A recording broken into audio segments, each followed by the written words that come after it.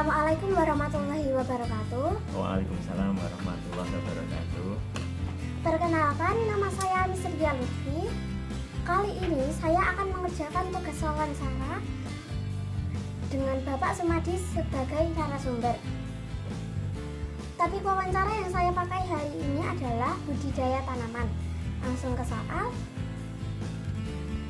Seperti yang saya amati, di lingkungan Bapak ada 3 macam jenis tanaman, yaitu yang pertama tanaman buah, Ya, ini betul. yang kedua tanaman perindang, dan Ada, yang ketiga tanaman hias. Betul, ada juga. Apa saja yang termasuk tanaman buah? Tolong sebutkan. Ya, terima kasih. Sebelum menjawab ke pertanyaan, Mbak Ria datang ke rumah saya ucapkan terima kasih. Mbak Ria dari SD IT Nafes ya. Iya. Terima kasih datang ke rumah saya untuk mewawancarai tentang tanaman yang ada di sekeliling rumah saya, begitu ya? Gitu. Betul ya, terima kasih. Terus berikutnya langsung saja menjawab pertanyaan yang pertama. Tadi apa pertanyaan yang pertama tadi? Apa saja yang termasuk tanaman buah? Tolong sebutkan. Oh ya, apa saja yang termasuk tanaman buah yang saya tanam di sekeliling rumah itu ada buah blimbing, ada kelengkeng juga ada, mangga juga ada ya. Itu ada cempedak juga di sana. Barangkali mau diarahkan ke sana itu ada cempedak ada, terus itu ada jeruk juga ada, tapi nggak kelihatan jeruknya itu.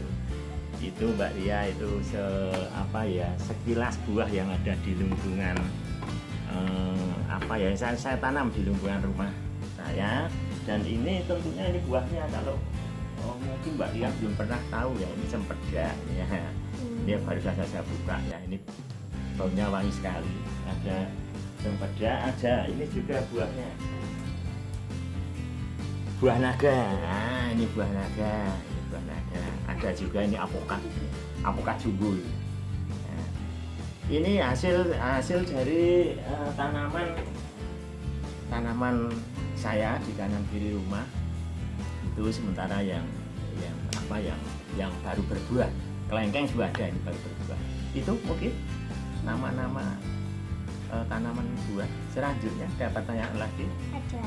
Apa saja yang termasuk tanaman perindang? Tolong sebutkan.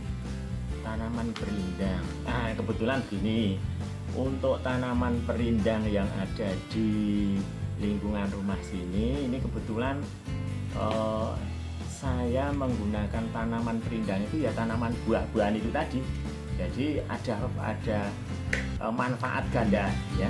Yang satu hasil buahnya, juga yang satu lagi, yang kedua adalah perindangnya atau pereduhnya, teduhnya. Jadi gimana ya? Jadi sejuk lah seperti itu. Itu ya tadi ada kelengkeng, ada blimbing, ada mangga, ada jambu. Jambu itu berapa macam? Itu ada Jamaika, dalhari, terus ada lagi kusuma merah, madu deli itu juga ada. Itu perindang. Kebetulan perindang di rumah saya ini adalah pohon buah-buahan seperti itu. Nggak seperti di jalan raya itu. Kalau di jalan raya kan ada pohon trembesi, ada pohon tanjung, nah, seperti itu. Ada pohon mahoni juga.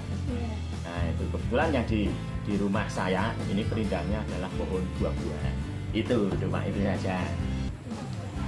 Kemudian apa saja yang termasuk tanaman hias? Tolong sebutkan. Yang termasuk tanaman hias. Nah, kebetulan di sini tanaman hias ini saya nggak begitu banyak lah, jenisnya nggak begitu banyak. Tapi ini di belakang saya ini ada tanaman hias ya. Ini sebenarnya ini jenis tanaman indoor yang tahan ditanam atau dipajang di dalam ruangan. Ada palem, ada sirih gading ya. Ada sirih gading, ada juga ini sansevieria ya. Ini semuanya ini bermanfaat sekali ketika berada di ruangan. Ini untuk untuk kesehatan juga bagus juga. Ini juga sama, ini untuk menyerap untuk menyerap radiasi. Mungkin punya peralatan elektronik, TV, bisa HP ya. Ini yang bagus ini. Itu Mbak Ria, itu jenis-jenisnya nggak banyak. nggak seperti di Mbak Ria itu ada anggrek yang bagus gitu ya. Saya nggak punya. Cuma punya satu itu sudah mau mati itu. Itu jenis-jenis tanaman hias. Mungkin ada lagi pertanyaan? Ada. Untuk tanaman, apa jenis pupuk yang dipakai? Pupuk tanaman ya. Jadi begini, pupuk tanaman itu kan prinsipnya semua membutuhkan pupuk apa ya, unsur makro. Unsur makronya itu yang dibutuhkan sama, yaitu NPK, nitrogen, fosfor, dan kalium itu. Sedangkan kalau di sini ya, saya itu selalu menggunakan pupuk organik yang saya buat sendiri. Pupuk organik yang saya buat sendiri, saya tidak pernah menggunakan pupuk kimia ya. Karena pupuk kimia itu kalau terlalu sering kita menggunakan pupuk kimia nanti akan merusak tanah. Tanahnya jadi tandus karena keasamannya tinggi sehingga mikrobanya itu pada mati. Nah, jadi saya menggunakan pupuk organik yang ramah lingkungan seperti itu. Ini namanya pupuk PSB, fotosintetik bakteri. Ya, ini kami buat dari telur ya, telur micin ya, itu saja, telur micin terus air, itu saja. Itu pupuk organik yang saya buat. Ada pertanyaan atau mungkin? Ada. Oh, ada ya. Untuk hasil tanaman buah, apakah hasilnya dikonsumsi sendiri, dijual atau dibagikan ke tetangga? Terima kasih. Jadi begini, untuk tanaman buah karena hasilnya karena kami menggunakan pupuk organik itu tidak bisa ditargetkan saya panen sekian kintal terus dijual, itu belum sampai di situ ya. Itu cukup hanya dikonsumsi sendiri. Seandainya itu mungkin hasilnya agak banyak, itu mungkin hanya sampai ke tetangga saja. Tapi kalau jeruk itu saya sudah pernah jual ya, jeruk sudah pernah jual, itu saja. Yang lainnya belum pernah dijual. Pisang itu juga pernah dijual, itu saja. Kemudian, di manakah Bapak mau beli bibit atau tanaman tersebut? Oh ya, untuk bibit itu saya beli bibit yang produk lokal maupun ini yang penjualnya yang lokal saja lah, yang dekat-dekat mungkin tetangga ada yang jual itu saya beli. Saya nggak pernah membeli bibit yang dari luar kota, nggak pernah ya. Saya intinya begini, kalau ada apa-apa itu kan kita selalu minta tolong tetangga. Jadi kalau ada tetangga mungkin yang jual bibit itu, nah itu saya beli di situ. Itulah tentang apa ya, tentang bibit yang saya tanam di kanan kiri rumah itu hanya dari tetangga saja. Itu saya beli di Nanggulan, di Janti. Itu Mbak Ria. Ada lagi? Ada. Untuk tanaman hias, apakah berfungsi sebagai mempercantik lingkungan atau ada manfaatnya untuk kesehatan? Oh betul, tadi depan sudah saya singgung-singgung ya. Jadi itu fungsi tanaman hias itu kecuali untuk mempercantik halaman, itu juga berfungsi untuk kesehatan juga. Tadi sudah saya sampaikan bahwa sirih gading ini sirih gading ini untuk kesehatan, yaitu untuk memperbaiki kondisi udara di ruangan ya, untuk apa ya, polutan udara itu bisa diserap oleh sirih gading. Sedangkan ini tadi sudah saya sampaikan, ada sansevieria itu untuk apa ya, untuk menyerap radiasi dari barang-barang elektronik. Ini ada palem juga, ini juga bagus fungsinya di dalam ruangan, dan ini semua tahan di ruangan, tanaman indoor. Kalau ada hokeri itu banyak itu ya, hokeri itu banyak, tetapi itu kalau saya fungsinya hanya untuk mempercantik saja. Tapi pada intinya sebetulnya semua tanaman itu adalah ada fungsinya ya. Ada fungsinya, yaitu menghasilkan yang namanya apa ya, oksigen, betul. Oksigen atau O2 gitu ya. Itu intinya itu. Jadi apa ya, udaranya jadi sejuk begitu. Terus ada lagi? Ada. Apakah semua tanaman buah bisa dibudidayakan dengan cara mencangkok? Tanaman buah yang saya tanam hampir semua bisa dicangkok ya. Ada mangga bisa dicangkok, terus dinding juga bisa, jambu itu mudah sekali kita cangkok ya, jambu itu. Terus ada kelengkeng juga bisa, ada matoa itu juga bisa. Tapi matoa saya agak ragu ya, karena belum pernah cangkok matoa, itu belum pernah. Cempedak itu saya kira hampir sama dengan mangga, itu juga mudah dicangkok. Itu yang yang bisa dicangkok. Kemudian apa saja tanaman buah yang dapat dicangkok?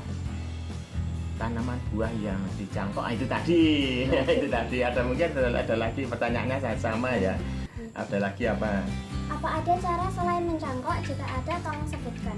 Oh, selain mencangkok.